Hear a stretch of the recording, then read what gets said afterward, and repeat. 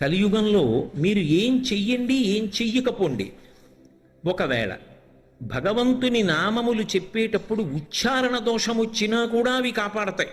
అందుకే అపశబ్దంబుల కూడియున్ హరిచరిత్రాలాపనముల్ సర్వపాప పరిత్యాగము చేయు కావున హరిన్ భావించుచున్ పాడుచున్ జపముల్ చేయుచు వినులన్ వినుచు అశ్రాంతంబు కీర్తించుచున్ తపసుల్ సాధులు ధన్యులౌదురు కదా తత్వజ్ఞ చింతింపుమా అంటాడు నారదుడు వ్యాస భగవానుడితో మాట్లాడుతూ.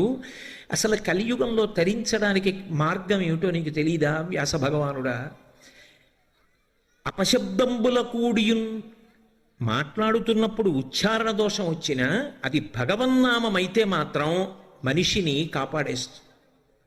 అందుకే బిడ్డ పేరు పెట్టి పిలిచిననైన విశ్రామ కేళినైన పద్య గద్య గీత భావార్థములనైన కమలనయను తలుప కలుషహరము. బిడ్డకి భగవంతుడి పేరు పెట్టుకుని బిడ్డని పిలవడం కోసం పిలిచినా సరే, లేదు ఏదో ఆట ఆడుకుంటూ అవతల వాళ్ళకి ఆ పేరు మనకి ఈ పేరు పెట్టుకుని ఏదో ఆడుకుంటూ అవతల పక్షం విశాలాక్షి యువతల పక్షం భ్రమరాంబ పక్షం అనుకుని పిలుచుకున్నా, లేదు పద్యంలోనో గద్యలోనో గీతంలోనో ఆ పేర్లు పలికిన అవి చివరికి ఏం చేస్తాయంటే పాపములను పోగొట్టి భగవంతుని వైపుకి తీసుకెళ్ళిపోతాయి. ఎందుకంటే నామమునకున్న శక్తిని నామిని తీసుకొస్తుంది. నేను ఇప్పుడు ప్రవచనం చేస్తుంటే ఎవరో సభలో మధ్యలో లేచి అకస్మాత్తుగా కోటేశ్వరారు అని పెద్ద కేకేశాడు అనుకోండి, నేను చటుక్కునడు చూస్తాను. ఎందుకని అంటే నా పేరు పలికితే నేను అటువైపుకి తిరుగుతాను. నామిని నామము లాగుతుంది, అది దాని శక్తి. మీరు తెలిసి కానీ తెలియక కానీ భగవన్ నామములను ప్రాతకాలంలో పలికారనుకోండి, మల్లికార్జునుడి దృష్టి మీ వైపుకి తిరుగుతుంది, భ్రమరాంబ దృష్టి మీ వైపు తిరుగుతుంది. ఇంకేం కావాలి? అది సాధారణ ప్రయోజనం. మీకు తెలిసినా తెలియకపోయినా ఓసారి అలా అంటే చాలు. అందుకే శ్రీశైల సుప్రభాతానికి ఉన్న గొప్పతనం ఏమిటంటే నామముల యొక్క ప్రస్తావన చాలా ఎక్కువగా ఉంటుంది. ప్రకృతి సంబంధమైనటువంటి విశేషములు ఇంచుమించు లేవనే చెప్పవలసి ఉంటుంది. అందువలన అందులో మీరు ఏ ఒక్క పాదం పలికినా, ఒక నామం పలికిన, ఒక శ్లోకం పలికిన అది కాపాడి తీరుతుంది. అందున ప్రభాతకాలం బ్రాహ్మీ ముహూర్తం కాబట్టి. అందుకే శంభో సురేంద్రనుత శంకర శూలపాణి చంద్రావతంశ శివ శర్వ పినాకపాణి గంగాధర క్రతుపతే గరుడధ్వజాప్త శ్రీమల్లికార్జున విభో తవ సుప్రభాతం. 11 నామములు చెప్పారు ఇందులో. 11 నామములు ముందు చెప్పడం ఎందుకు అంటే, మొట్టమొదట 11 నామాలతో మొదలు పెట్టడం ఎందుకు అంటే, శివుడు ఏకాదశ రుద్రస్వరూపంగా ఉంటాడు. అందుకని 11 నామాలున్న శ్లోకాన్ని మొదటికి తీసుకొచ్చారు. శ్రీశైల సుప్రభాత కూర్పుకున్నటువంటి అందం అది. అందులో మొట్టమొదట చెప్పినటువంటి నామమే శంభో అని మొదలుపెట్టారు. నిన్నటి రోజున మీకు నేను చెప్పాను, శం భావయతీతి ఇది శంభు. సుఖము ఒక భావన. ఎందుకనంటే ఒకడికి ఉంటే సుఖం, ఒకడికి లేకపోతే సుఖం. నేను ఎందుకంటున్నానంటే ఈ మాట, ఒకడు డబ్బు ఉందనుకోండి సంతోషిస్తాడు, ఒకడు డబ్బు లేదనుకోండి సంతోషిస్తాడు. అలా కూడా ఉంటారండి అంటే ఉంటారు. కుచేలుడు కృష్ణుడి దగ్గరికి వెళ్ళి రూపాయి అడగలేదు, ఆయన ఇవ్వలేదు. ఆయన తిరిగి వచ్చేస్తున్నాడు. ఆయనకి మధ్యలో గుర్తొచ్చింది, నాకు కృష్ణుడు ఏమి ఇవ్వలేదు. గుర్తొచ్చిన తర్వాత ఆయన ఒక్క క్షణం ఆలోచించాడు, ఇంత ఉన్నవాడు నాకేమి ఇవ్వలేదు ఏమిటి అని. అప్పుడు అనుకున్నాడు, ఓహో ధనాన్ని పొందితే రేపొద్దున్న భగవంతుణ్ణి విస్మరిస్తాడు, పాడైపోతాడని కృష్ణుడు నాకు ఇవ్వకుండా కాపాడాడనమాట అని ఎగిరి గంతులేసి ఇంటికి వెళ్ళిపోయాడు. సరే తర్వాత అవన్నీ భగవంతులవి ఇచ్చాడు, అయినా ఆయన దాంతో తాదాత్మ్యత చెందలేదు. ఒక్కొక్కడికి ఉన్నది సుఖం, ఒక్కొక్కడికి లేనిది సుఖం. సుఖము ఖచ్చితముగా ఇదే సుఖము అని చెప్పడం సాధ్యం కాదు. ఒకడికి వంకాయ కూర సుఖం, ఒకడికి వంకాయ కూర చూస్తే వాంతి వస్తుంది. అప్పుడు వంకాయ కూర సుఖం అని చెప్పడానికి ఏమి ఉండదు, అది మనసు యొక్క స్థితిని బట్టి ఉంటుంది. అందుకే సుఖ దుఃఖ ఈ రెండింటిలో కూడా ఖ అలాగే ఉంటుంది. ఖ అంటే ఆకాశం. ఆకాశం మబ్బట్టిందంటాడు, ఆకాశానికి మబ్బులేం పట్టవు, మబ్బులు లేవు ఇప్పుడు ఆకాశంలో అంటాడు. మనసు బాగుందనుకోండి, ఖ ఆకాశానికి సు, ఆకాశానికి దు. అలాగే మనసు దాని ఎందు సంతోషించింది అనుకోండి సుఖ, మనసు దాని ఎందు సంతోషించలేదనుకోండి దుఃఖ. కాబట్టి ఖా మాత్రం నిజానికి అంతే, దానిలో మార్పు లేదు, భావనలో మార్పు అంతే. ఒక్కొక్కడికి ఏం చెప్తాం, రామదాసు గారిని కారాగారంలో పెట్టి కొరడాలు పెట్టి కొట్టి క్షరాన్నం పెట్టారు, అర్ధచేరు బియ్యంలో చేరు ఉప్పు పోసి ఇచ్చారు వండుకు తినమని. ఆయన వండుకుని రామచంద్రమూర్తికి నైవేద్యం పెట్టాడు, అది క్షీరాన్నం అయింది. ఆయన చరిత్ర శాశ్వతమైంది. ఎవరు చెప్పగలరు? ఆయనకి అది సంతోషంగా ఉంది. ఎందుకంటే పోన్లే మళ్ళీ భద్రాచలం పడితే ఉద్యోగం వ్యవహారం, హాయిగా ఇక్కడ దెబ్బలు తింటే తిన్నాను కానీ రామనామ సంకీర్తనం కన్నా ఇంకా నాకేం కావాలన్నాడు. ఆయన అందులో సంతోషం పొందాడు మహానుభావుడు. కాబట్టి ఎవరికి ఎటువంటి సుఖము కలిగితే వాళ్ళు అభ్యున్నతిలోకి వస్తారో అటువంటి సుఖమును వారికి ఇవ్వగలిగిన వాడు శంభో. దాని హద్దులు నిన్న నేను మీతో మనవి చేసి ఉన్నాను. లౌకిక సుఖము, పారలౌకిక సుఖము, వైరాగ్య సుఖము, మోక్ష సుఖము వరకు ఇవ్వగలిగినవాడు. ఆ హద్దు ఇవ్వడంలో ఇది చేస్తే ఇస్తానని ఆయన అనడం, అలా అనకుండా ఉండడం శివుడి గొప్పతనం. ఏమయ్యా నీకు నేను ఇక్కడ ఇది ఇవ్వాలంటే, ఏదో మీ అబ్బాయికి ఉద్యోగం ఇవ్వాలంటే ఇది చెయ్యి అని పైన ధరల పట్టి ఉన్నట్టే ఉండవు ఆయన దగ్గర. నిజానికి ఆయన ఇది చేస్తే ఉద్యోగం ఇస్తా, ఇది చేస్తే స్వర్గం ఇస్తా, ఇది చేస్తే వైరాగ్యం ఇస్తా, ఇది చేస్తే మోక్షం ఇస్తా అని ఆయన ఏమనడం. అలా అనడు కాబట్టి ఆయనకి అసుతోషుడని పేరు.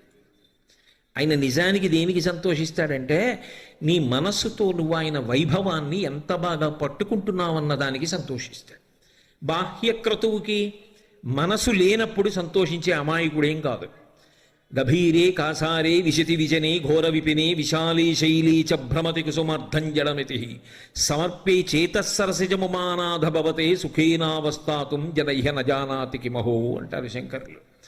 అందుకే శంభో ఆ ఒక్క నామం చాలదా సుప్రభాతంలో? శంభో తర్వాత శ్లోకం మర్చిపోయాడు, ఏమీ ఇబ్బంది లేదు, చాలు. ఏకశబ్ద సమ్యజ్ఞాత సృష్టప్రయుక్త స్వర్గే లోకే కామదుద్భవతి. ఒక్క నామం చాలు, ఒక అక్షరం చాలు తరింప చేయడానికి. శంభో అనగానే ఏం గుర్తొస్తుంది సుప్రభాతంలో? నిన్న రాత్రి నిద్రపోవడం కోసం నువ్వు గది చల్లగా ఉండడానికి ఒక పరికరాన్ని ఏర్పాటు చేసుకున్నావేమో, మెత్తటి పరిపెట్టుకున్నావేమో, తలగడ తల కింద పెట్టుకున్నావేమో, మెత్తటి దుప్పటి కప్పుకున్నావేమో, ఒక పక్కకి తిరిగి పడుకున్నావేమో, చెమట వాసన తగలకుండా అంగరాగములు అలరకున్నావేమో, నిద్ర రావడం నీ చేతిలో లేదు. ఇవేమీ లేకపోయినా బడలిపోయిన వాడు కటిక నేల మీద చెయ్యి తల కింద పెట్టుకుని నిద్రపోవచ్చు. నిద్ర సుఖం. ఆ నిద్ర అన్న సుఖం ఇవ్వడానికి ఏం చేస్తే ఆయన ఇస్తున్నాడు? మనం ఏం చేస్తే ఇవ్వలేదు ఆయన. అసుతోషుడు. అసుతోషుడు అంటే నువ్వు మనస్ఫూర్తిగా ఇంత చేసిన ఆయన పరమ సంతోషాన్ని పొందుతాడు. మనసు పెట్టకుండా ఇదంతా నేనే చేశానని ఎవడంటాడో వాడిని చూస్తే అసహించుకుంటాడు. నువ్వెవడెవరా చేయడానికి నాకని. అందుకే శంభో సురేంద్రనుత. ఆయన కీర్తింపబడేది ఎవరి చేత అంటే దేవేంద్రాదులు కీర్తన చేస్తూ ఉంటారు. ఎందుకని అంటే వాళ్ళ వాళ్ళ లోకములలో శాంతి భద్రతలు, రాక్షసుల వలన దాడి లేకపోవడం, ఆయన పదవి యందు ఊంచుకుని పరిపాలన నిర్వహించడం కూడా ఎవరి మీద ఆధారపడతాయంటే శివానుగ్రహం మీద ఆధారపడతాయి. అందుకని నిరంతరము ఎవరి చేత కీర్తింపబడుతుంటాడంటే దేవేంద్రాదులు కీర్తిస్తుంటారు. శంభో సురేంద్రనుత శంకర. శంకరోతీతి శంకర. శుభములను చెయ్యడం తప్ప అన్యమైన విషయం అసలు ఆయన దృష్టిలో ఉండనే ఉండదు. ఎప్పుడు ఏది చేసినా లోకమునకు శుభమొక్కటే చేసేవాడు ఎవరుంటాడో ఆయనని మాత్రమే శంకర అని పిలుస్తారు. అందుకే మీరు గమనించండి, ఎప్పుడైనా ఎవరైనా సన్యాసాశ్రమం తీసుకుంటే వాళ్ళు పుట్టినప్పుడు కుటుంబంలో తల్లిదండ్రులు ఏ పేరు పెట్టారో దాన్ని గురువుగారు మారుస్తారు, మార్చి సన్యాసాశ్రమ నామం ఇస్తారు. మీరు లబ్ధప్రతిష్ఠులై సన్యాసాశ్రమ స్వీకారం చేసిన ఎవరి పేరైనా చూడండి మారింది. ఒక్క శంకరాచార్యుల వారి పేరు మాత్రం గోవింద భగవత్పాదులు మార్చలేదు. ఎందుకు మార్చలేదో తెలుసా? కైలాస శంకరుడు కాలడి శంకరుడిగా వచ్చాడు. శంకర మహోపకారం చేయడానికి వచ్చినటువంటి వ్యక్తి.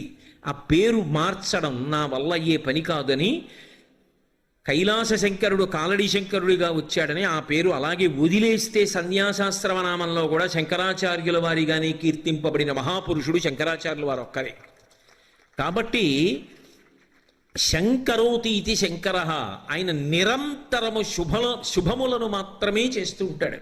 అసలు నిజంగా చెప్పాలి అంటే ఎప్పుడైనా ఎక్కడైనా ఎవరికైనా ఏదైనా శుభం కలిగితే ఆ శుభానికి కారణం ఎవరు అంటే శంకరుడే. నేను చెప్పట్లేదు ఈ మాట, శాస్త్రములు చెప్పే. శుభములన్నీ కుప్పలు తెప్పలుగా ఆయన పాదముల దగ్గర పడి ఉంటాయిట. ఆయన అనుగ్రహించాడు అనుకోండి, ఓసారి ఇలా అంటాడు అంటే అది ఎగిరి వెళ్ళి ఇంటికి తోరణంగా పట్టుకుంటాడు. అందుకే ఒక గడుసు కవి ఒక మాట అన్నాడు, నేను ఓ పువ్వు పట్టుకొచ్చి మీ పాదాల మీద వేశాను అనుకోండి, నేను వేసినది ఇది పువ్వు, మీ పాదముల మీద ఉన్నది ఇది పువ్వు. నేను ఒక పువ్వు పట్టుకెళ్ళి మల్లికార్జున లింగం మీద వేశాను అనుకోండి, పరమ ప్రేమతో వేశాను అనుకోండి, ఆ పువ్వు ఓ ఏడాది తర్వాత నా ఇంటి మనవడు. నేను ప్రేమతో వేసిన పువ్వు 2 ఏళ్ల తర్వాత నా ఇంట్లో మనవరాలు. నేను ప్రేమతో వేసిన పువ్వు నేను కట్టుకునే ఒక ఇల్లు. నేను వేసిన పువ్వు నాలో కలిగేటటువంటి భక్తి. నేను వేసిన పువ్వు ఏ వయస్సులో నాకు రావాలో ఆ వయసులో రావలసినటువంటి వైరాగ్యం. ఆయన పాదముల మీద వేసిన ప్రతి బిల్వదళం, ప్రతి పువ్వు నీకు కావలసినదిగా మార్చగలడు. అది ఆయన శక్తి, అది శివ శంకర. నీకేది కావాలో దానిగా మార్చి తోరణం గడపని పట్టుకునేటట్టు చెయ్యగలిగిన వాడెవరు అంటే శంకరుడు. అందుకే మీరు గమనించండి, లోకంలో దీనికి పరిష్కారం ఏమి అన్నది అందట్లేదనుకోండి, అప్పుడు ఏం చెప్తారంటే అభిషేకం చేయించుకోండి శివలింగానికి అంటారు. ఇక అది బ్రహ్మాస్త్రం, ఇంకా అంతకన్నా ఏమీ ఉండదు. ఒకసారి అభిషేకం చేయించేసుకోండి అంటారు. శృంగగిరి పీఠాధిపత్యం వహించినటువంటి చంద్రశేఖర భారతీ స్వామి వారి దగ్గరికి ఒకప్పుడు ఒక విద్వాంసుడు వెళ్ళాడు. ఏం అలా ఉన్నావు అని అడిగారు. నా భార్య ఆరోగ్యం బాగుండట్లేదు, వైద్యులు వచ్చి వైద్యం చేసినా ఆమెకి తగ్గకపోగా రోజు రోజుకి ఆరోగ్యం క్షీణిస్తోంది, మీ పాదముల మీద నమ్మకంతో శృంగేరి వచ్చానన్నారు. ఆయన అన్నారు, ఎదుర్వేదం చదువుకున్నావు కదా, నీకు రుద్రాధ్యాయం వచ్చు కదా, రోజు ఎందుకు నువ్వు రుద్రం పారాయణ చేయలేదు అన్నారు. రుద్రం పారాయణ చేస్తే తగ్గుతుందా అన్నారు. పారాయణ చేసి నీ భార్యకి తీర్థమి తగ్గుతుంది, దాన్ని మించిన పరిష్కారం లేదు అన్నారు. ఎలా? నేను మళ్ళీ ఇంటికి వెళ్ళే వరకు నా భార్య ఉంటుందని నమ్మకం లేదు, జగద్గురువుల పాదం మీద నమ్మకంతో వచ్చేసాను, ఏం చెయ్యనన్నాడు. ఇంటికి వెళ్ళకు, తుంగానది ఒడ్డున కూర్చుని రుద్రపారాయణ చెయ్యి, పారాయణ చేసి తీర్థం నీ భార్యకి ఇస్తున్నానని, ఆ జపం చేసిన తీర్థం ఏదుందో దాన్ని భార్యకి ఇస్తున్నానని భావన చేస్తూ ఇక్కడి నీ భార్యకి ఏమవ్వదు, బెంగ పెట్టుకోకపో, మొదలెట్టి తుంగానది ఒడ్డునన్నారు. ఆయన చేశాడు, భార్య బతికింది, అక్కడ ఆరోగ్యాన్ని పొందింది. కందుకూరి శివానందమూర్తి గారు 1కి 100 మాటలు రుద్రం యొక్క శక్తిని నిరూపణం చేశారు. శివాభిషేకం అనేటటువంటిది అంత గొప్పది. శివలింగం చల్లబడడం అంటే బ్రహ్మాండము చల్లబడడమే. ఈ దేశంలో ఆశీర్వచనం ఏమిటంటే మీ మనసు చల్లగా ఉండాలి, మీరు చల్లగా ఉండాలి, మీ ఇల్లు చల్లగా ఉండాలి, లోకం చల్లగా ఉండాలి. అంతా చల్లగా ఉండడం శివలింగం చల్లబడడం మీద ఆధారపడి ఉంటుంది. శ్రీశైల క్షేత్రం యొక్క గొప్పతనం ఏమిటంటే అసలు వృద్ధ మల్లికార్జున లింగాన్ని మీరు ఇలా ముట్టుకోండి, మంచు ముక్క ముట్టుకున్నట్టు ఉంటాడు మహానుభావుడు. అంత చల్లగా ఉంటాడు. ఆయన అంత చల్లగా ఉన్నాడు కాబట్టే ఈ రాష్ట్రం, దేశం ఇంత చల్లగా ఉన్నాయి, ఏ ఇబ్బందులు లేకుండా. కాబట్టి శంకర. అందుకే శివానంద లహరిలో అంటారు, కరస్తే హేమాద్రౌ గిరిజ నికటస్తే ధనపతౌ శిరస్తే శీతాంశౌ చరణయుగళస్తే అఖిల శుభే గృహస్థే స్వర్భూజామరసురభిచింతామణిగణే కమర్థం దాస్యేహం భవతు భవదర్థం మమ మనః అంటారు. ఆయనకి మనం ఇవ్వడం ఏమిటి? కరస్తే హేమాద్రౌ, ఆయనకి ఒక చేతిలో బంగారు కొండ ఉంది, మీరు పర్వతాన్ని పట్టుకున్నాడు ఆయన. ఆయనకి మనమేమి ఇస్తాం? ఓ బంగారం గొలుసు చేయించగలమా మనం బంగారు పర్వతం ఉన్నవాడికి? కరస్తే హేమాద్రౌ గిరిశ నికటస్తే ధనపతౌ.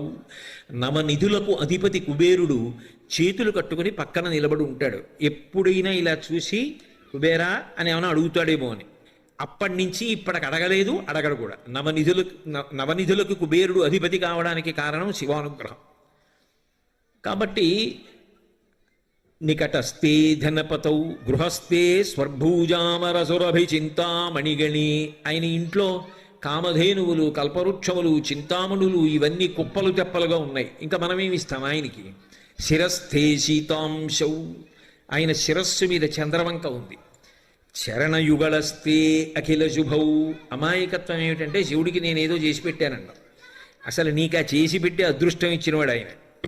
ఆయన కాలిలా కదిపితే చరణయుగళస్తే, ఆయన పాదముల దగ్గర శుభములన్నీ పడి ఉంటాయి.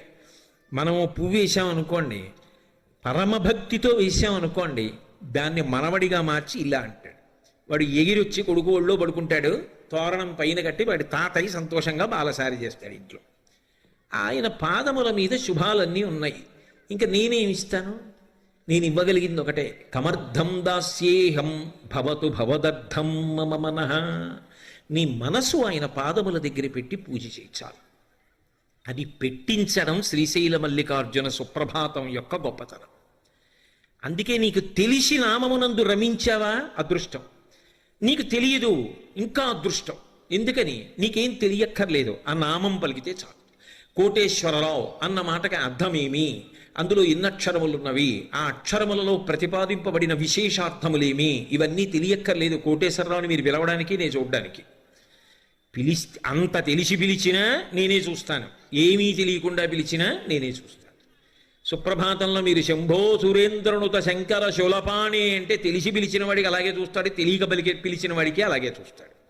అందుకే తరించడానికి అవకాశాన్ని మల్లికార్జున సుప్రభాతమునందు ప్రతిపాదన చేశారు. ఆయన నామములకు ఎక్కువ ప్రాధాన్యత ఇచ్చారు. శంభో సురేంద్రనుత శంకర శూలపాణి, చేతిలో త్రిశూలం పట్టుకుని ఉంటాడు. ఆ కూర్చడంలో కూడా సొబగేమిటంటే, సుప్రభాత పఠనం చేసేటప్పుడు ఉద్వేగంతో ఉండకూడదు. అది చాలా సాత్వికంగా మనసు రమిస్తూ ఎంతో సంతోషంగా పలకాలి. అది కూడా మెట్టెక్కుతున్నట్టుగా ఉండాలి. ఎంత అందంగా ఉండాలంటే, సుప్రభాతం పాడుతున్నప్పుడు మీలో ఒక పరవశం ఉండాలి. ఆ పరవశం మీరు అటువంటి వాణ్ణి చూడాలి చూడాలి చూడాలన్న సంతోషం ఉండాలి. నిన్న మీకు చెప్పాను కదా, నతిరియం, పార్వతీ పరమేశ్వరులను కలిపి నమస్కారం. వాళ్ళు కనబడినప్పుడు అలాగే కనబడాలి. నమ శివాభ్యాం నవయవ్వనాభ్యాం పరస్పరాశ్లిష్ట వపుర్ధరాభ్యాం నగేంద్ర కన్యా వృషకేతనాభ్యాం నమో నమ శంకర పార్వతీభ్యాం అని. ఆయన కనపడినప్పుడు సంతోషం అనేటటువంటిది ఎలా ఉండాలి? పొంగు కింద ఉండాలి. పాలు పొంగుతున్నాయి అనుకోండి, అప్పుడు నేను అంత దూరంలో ఉంటే పాపం వాడు వచ్చేదాకా ఆగుదామని మెలిమెలిగా పొంగవు, చర్రను పొంగిపోతాయి అంతే. ఆ దర్శనం చెప్పినప్పుడు పొంగు అలా వెళ్ళాలి. అందుకే ఆ శ్లోకాల యొక్క రీతి అలా పెడుతుంది. అమలం కమలోద్భవ గీత గుణం సమదం సమదాసురనాశకరం రమణీయ రుచిం కమనీయ తనుం నమస్సంబ శివం నతపాపహరం శివం శంకరం బంధురం సుందరేశం నటేశం గణేశం గిరీశం మహేశేందు నేత్రం సుగాత్రం మృడానీపతిం శ్రీగిరీశం హృదా భావయామి అంటున్నాం. ఆ అందం, ఆ వెళ్ళడంలో ఆ అందాన్ని అంత గుప్పించారు శ్రీశైల సుప్రభాతంలో. అందుకే అది చదువుతున్నప్పుడు మొదట స్వామికి మేలుకొలుపు పలుకుతున్నాం అన్నప్పుడు ఆ సౌమ్యత, ఆ అందం అలా నడవాలి. అందుకే నామములను గుదిగుచ్చేటప్పుడు ఎక్కడా ఉచ్చరించడంలో కష్టపడవలసిన అవసరాన్ని తీసుకురాల. శంభో సురేంద్రనుత శంకర శూలపాణి, అందులో శకారం అంతా తిరిగింది. ఆ శకారం బాగా తిరగడంలో ఏమవుతుందంటే శాబ్దిక సౌందర్యం, గొప్ప అందము ఆవిష్కృతమవుతుంది. చదువుతున్నప్పుడు మీకే ఒక సంతోషంగా ఉంటుంది. నేను నిజం చెప్తున్నాను, మీరు మల్లికార్జున సుప్రభాతం ఇంట్లో చదువుతున్నారనుకోండి, పరవశించి అలా వెళ్ళి బయట ప్రకృతి వంక చూస్తూ ఇంకా చీకటి చీకటిగా ఉండగా ఒక్కసారి శ్రీశైలాన్ని, శ్రీశైల దేవాలయాన్ని, ఆ మల్లికార్జున దేవాలయం, పెద్ద నందీశ్వరుడు, రత్నగర్భ గణపతి పీఠం మల్లన్న గారు, ఇవన్నీ జ్ఞాపకం చేసుకుని ఓసారి సుప్రభాతం జరుగుతూ శంభో సురేంద్రనుత శంకర శూలపాణి చంద్రావతం శివ శర్వ పినాకపాణి గంగాధర క్రతుపతే గరుడధ్వజాప్త శ్రీమల్లికార్జున విభో తవ సుప్రభాతం అనండి. మీ ఇంట్లో చదువుకునే పిల్లలు అంటారు, నోట్లో చదువుకుంటావా తాత, నాకు దీని మీద దృష్టి పెట్టలేకపోతున్నానంటాడు, అది లాగేస్తుంది. అలా గుచ్చారు. ఆ నామాలని గుదిగుచ్చినప్పుడు కూడా అంత అందము శబ్దమునందు ఆవిష్కృతమవుతుంది. ఇక దానిలో మీరు రమించగలిగితే ఏ ఒక్క శ్లోకం చెప్పినా, ఒక్క నామం చెప్పినా, ఒక పాదం చెప్పినా మీ మనసు మల్లికార్జున లింగం దగ్గరికి వెళ్ళిపోతుంది. మీరు బాహ్యంలో ఎక్కడుంటే ఏమంటే నా ఉద్దేశ్యం, ఇంట్లో ఉండిపోయినా శ్రీశైలంలో లేనివారు మీరేం కాదు, మీరు శ్రీశైలంలోనే ఉన్నారు. సుప్రభాతం తెల్లవారుజామున మిమ్మల్ని మల్లికార్జున లింగం దగ్గరికి, భ్రమరాంబ దగ్గరికి తీసుకురాగలదు. అదొక యోగ విద్యలంటిది. అందుకే శంభో సురేంద్రనుత శంకర శూలపాణి. శూలపాణి అంటే చేతిలో త్రిశూలం పట్టుకున్నాడు. శూలము అంటే ఏదో ఒక్క అంచు మాత్రమే ఉండి గుచ్చడానికి పనికొచ్చేది కాదు, త్రిశూలం. ఏమిటా త్రిశూలం అంటే ఆయనకి అలా ఉంటే సరదాగా ఉంటుందండి, అందుకని అలాంటి ఆయుధం పట్టుకున్నాడు అన్నది అన్వయం కాదు. ఆయన అలా ఎందుకు పట్టుకుంటాడో శివమహాపురాణంలో చెప్పారు. త్రైగుణ్యం శూలమేతస్యాపరసు సత్యనిష్టత అన్నారు. 3 గుణములకు ఆయన అతీతుడు. 3 గుణములకు అతీతుడై సత్వమునందు కాని, రజస్సునందు కాని, తమస్సునందు కాని, శుద్ధ సత్వమునందు కాని ఉండకుండా. అందుకే ఇలా 3 ఉంటే ఈ 3 ఒక ఊచకుంటాయి. ఆ ఊచ పట్టుకుంటాడు. అంటే శుద్ధ సత్వము సత్వము కన్నా గొప్పది. నిజానికి ఈ 3 గుణములలో తిరిగి శుద్ధ సత్వములోకి ఎడతారు. శుద్ధ సత్వము కూడా ఎవరి చేతిలో ఉన్నదంటే ఆయన చేతిలో ఉన్నది. ఆ స్థితికి మూడిటిని 4టిని దాటి ఎప్పుడు తనలో తాను రమిస్తూ ఉండగలిగినటువంటి గొప్ప స్థితి ఆయనది. అందుకే ఆయనకు ఒక విచిత్రమైన పేరుంది, ఉన్మత్త శేఖరాయ నమః. పిచ్చివాడు ఏం చేస్తాడు? వాడికి బాహ్యంలో భయమే ఉండదు. అందరూ చీకటి పడిపోయిందని భయపెడుతుంటే ఆయన ఒక్కడు శ్రీశైలంలో ఎక్కడో అడవిలో కూర్చుని తనలో తాను ఏదో రమిస్తూ ఉంటాడు. ఏదో భావన, అది మనకు అందదు కాబట్టి ఆయన్ని పిచ్చివాడు ఉంటున్నాం. కానీ ఆయనలో ఏదో భావాలు ఉంటాయి. ఆయన ఏదో ఆలోచిస్తూ ఉంటాడు, ఏమిటో నవ్వుకుంటూ ఉంటాడు, ఏమిటో అరుస్తూ ఉంటాడు. శివుడు కూడా తనలో తాను రమిస్తూ ఉంటాడు. శివభక్తి పండినటువంటి వాళ్ళు ఆ స్థితికే వెళ్ళిపోతారు. అందుకే మహానుభావులు చంద్రశేఖర భారతీ మహాస్వామి శృంగగిరి పీఠాధిపత్యం వహించారు. వారు చంద్రమౌళీశ్వరారాధన చేస్తూ ఓం నిధనపతయే నమః అంటే ఇలా బిలవదళం వేసేవారు. ఓం నిధనపతాంతికాయ నమః ఇంకో దళం వేసేవారు. అంతే, చెయ్యి అలా ఉండిపోయి అలాగే ఉండిపోయేవారు. ఓ ఈయన సమాధి స్థితిలోకి వెళ్ళిపోయారు, ఇక పూజ చెయ్యరని చెప్పి శిష్యులు వచ్చి సంకల కింద చేతులేసి ఎత్తి తీసుకెళ్ళిపోయి గురునివాసంలో కూర్చోబెట్టేవారు. అంతే, 10 రోజులో 11 రోజులు ఆ సమాధి స్థితిలో అలాగే ఉండేవారు. ఆ ఆనంద స్థితి అంతే. చంద్రశేఖరేంద్ర సరస్వతి మహాస్వామి కంచి కామకోటి పీఠాధిపత్యం చేశారు. పల్లకీలోకి వెళ్ళి కూర్చుంటే సమాధి స్థితిలోకి వెళ్ళిపోయేవారు. ఆఖరాఖరణ సుధా సింధోర్ మధ్యే అనేవారు. అంతే, ఆయన వెంటనే భావ సమాధిలోకి వెళ్ళిపోయేవారు. మళ్ళీ ఓ పావుగంటో 20 నిమిషాల తర్వాత ఉలిక్కి పడలేచి సుధా సింధోర్ మధ్యే చెప్పేవారు. సురబిటపివాటీ పరివృతే మళ్ళీ సమాధిలోకి వెళ్ళిపోయేవారు. తాడేపల్లి రాఘవనారాయణ శాస్త్రి గారు అంతే, ఓ మాట చెప్పేవారు, సమాధిలోకి వెళ్ళిపోయేవారు. మళ్ళీ బయటికి వచ్చేవారు, ఓ మాట చెప్పేవారు, మళ్ళీ సమాధిలోకి వెళ్ళిపోయేవారు.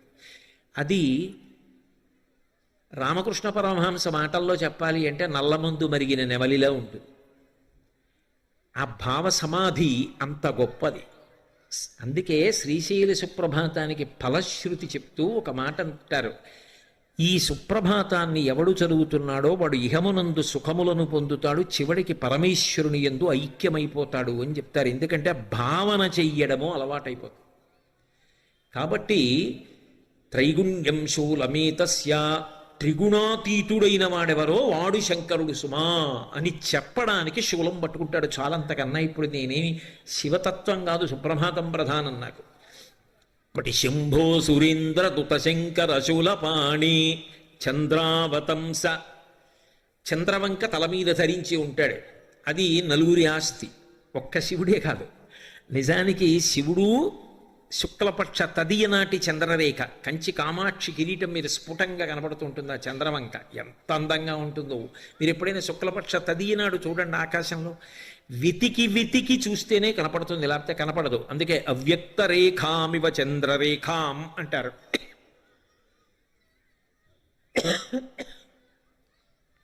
తదియనాటి చంద్రరేఖ శుక్లపక్షంలో ఎలా ఉంటుందో అటువంటి చంద్రరేఖ పరమశివుని యొక్క కిరీటం మీద ఉంటుంది. అదే అమ్మవారి కిరీటం మీద ఉంటుంది, అదే వినాయకుడి కిరీటం మీద ఉంటుంది, అదే సరస్వతీదేవి కిరీటం మీద ఉంటుంది.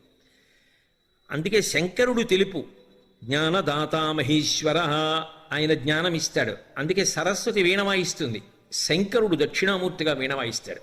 శ్రీశైలం లోపలికి వస్తుంటే వీణ వాయిస్తూ దక్షిణామూర్తి లేరు. సరస్వతీదేవి చంద్రవంక ధరిస్తుంది. మీకు అనుమానమా? సౌందర్యలహరిలో శంకరాచార్యులు వారు శరజ్యోత్స్న శుద్ధాం శశియుత జటాజూటమకుటాం, కిరీటం పెట్టుకోరు, శంకరుల్లాగే జటాజూటం కట్టుకుంటుంది. వరత్రాసత్రాణ స్ఫటిక గుటిగా పుస్తకరాం సకృన్నత్వా నత్వా కథమివ సతాం సన్నిధదతే మధుక్షీరద్రాక్షా మధురి మధురీనాహ ఫణితయ. పార్వతీ పరమేశ్వరుడు ఇద్దరూ చంద్రవంకం ధరించి ఉంటారు. ఎందుకది? ఆ తదీనాటి చంద్రరేఖ సరదా ఏమిటి వాళ్ళిద్దరికీ అంటే, చంద్రరేఖని ధరించడం వెనక ఉన్నటువంటి తత్వము వేరు. ఎందుకు ధరిస్తారంటే, వాళ్ళు కాలాతీతులు సుమా అని చెప్పడం కోసం చంద్రవంక పెట్టుకుంటారు. చంద్రోద్భాసిత శేఖరే స్మరహరే గంగాధరే శంకరే సర్పైర్భూషిత కంఠకర్ణ వివరే నేత్రోద్ధ వైశ్వానరే దంతిత్వకృత సుందరాంబరధరే త్రైలోక్యసారే హరే మోక్షార్థం కురుచిత్త వృత్తిమమలాం అంతైస్తు కింకర్మభిః అంటారు. చంద్రోద్భాసిత శేఖరే, కాలం నడుస్తోందని గుర్తు ఏమిటంటే, చంద్రుని యొక్క ఎదుగుదల తరుగుదల దృష్టిలో పెట్టుకుని తిథి చెప్తాం. ఇప్పుడు ఇవాళ ఉందనుకోండి, ఏదో పుష్యమాసే శుక్లపక్షే షష్ఠిమ్యాం వాసర భానువాసరే అని చెప్పాం. రేపు శుక్లపక్షే సప్తమిమ్యాం అంటాం. అంటే ఇంకో కళ పెరిగింది. ఇంకో కళ పెరిగితే కాలం కదిలిపోయింది. కాలం కదిలిపోతే నా ఆయుర్దాయం తగ్గిపోయింది. ఒక్క కళ పెరిగిందనుకోండి, ఇవాళ అయిపోయి రేపు వచ్చిందనుకోండి, నా ఆయుర్దాయంలో ఒక రోజు అయిపోయింది. అంటే నేను మృత్యువుకి దగ్గర పడిపోతున్నాను. చంద్రుని యొక్క కళలు పెరిగి తరుగుతూ ఉంటే మాసములు కదిలిపోతాయి. మాసములు కదిలిపోతే ఆయువు తరిగిపోతుంది. అందుకే ఆయుర్నశ్యతి పశ్యతాం ప్రతిదినం యాతి క్షయం యవ్వనం ప్రత్యాయంతి గతాః పునర్న దివసాః కాలో జగద్భక్షకః లక్ష్మీస్తోయతరంగభంగ చపలా విద్యుచ్చలం జీవితం తస్మాన్ మాం శరణాగతిం కరుణయా త్వం రక్ష రక్షాధునా అంటారు. ఆయన అలా కాలం వెళ్ళిపోతోందని చెప్పి ఆయన మృత్యువు చేత గ్రసింపబడడం. ఆయన కాలాతీతుడు, కాలమునకు అతీతముగా అలాగే ఉంటాడు. అందుకే వాళ్ళిద్దరికీ జుత్తు తెల్లబడదు, ఇద్దరి జుత్తు నల్లగా ఉంటుంది. ఇద్దరూ ఎప్పుడూ యవ్వనంలో ఉంటారు. కాలాతీతుడైన వాడెవరో వాడు మాత్రమే మనని కూడా కాలాతీతుణ్ణి చేసి మోక్షం ఇవ్వగలడు. ఇక కాలమునందు మళ్ళీ పుట్టవలసిన అవసరం, పెరగవలసిన అవసరం, తరగవలసిన అవసరం, నశించవలసిన అవసరం లేకుండా చెయ్యగలిగిన వాడు ఆయన ఒక్కడే. అందుకే కాలమునకు సంకేతమైన కాలుణ్ణి చంపిన, పుట్టుకకు కారణమైన కాముణ్ణి చంపిన ఆయన వల్ల సాధ్యం తప్ప అన్యుల వలన సాధ్యము కాదు.